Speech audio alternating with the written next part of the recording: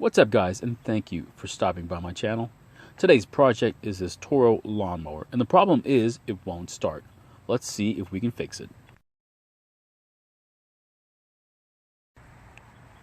This mower was working just fine up until its last tank of gas. Let's try and see if we can get it to start or do anything at all.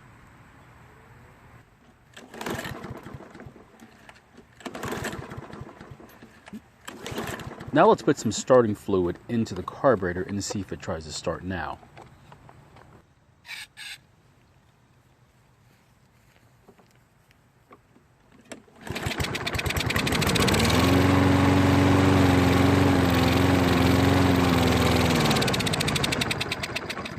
Well, it starts and tries to stay running, but it dies. Let's take off the carburetor and inspect it.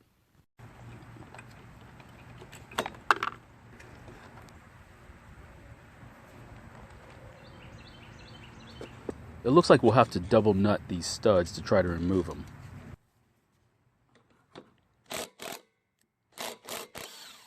To help remove the auto choke lever, I'm going to first remove this Torx bolt holding this bracket. There's still some gas in the tank, so I'm going to put a clamp on the line so it doesn't all run out.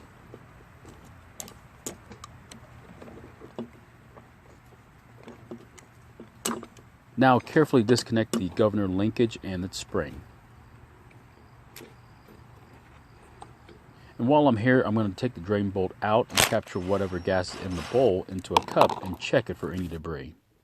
And as you can see, there is some debris in the cup, so let's remove the carburetor bowl and check it for debris as well.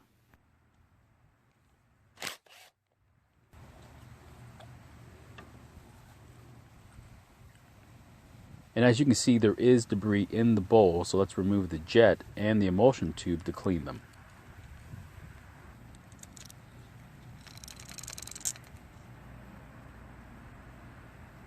And luckily the emulsion tube seems to be clear, so let's look at the jet now.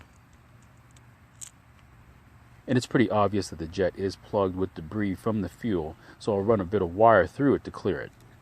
And now that it's all clear, let's go ahead and reinstall the jet, reassemble the carburetor, and put everything back on the engine. I didn't want this video to be too long, so I'm not going to show the entire reassembly process.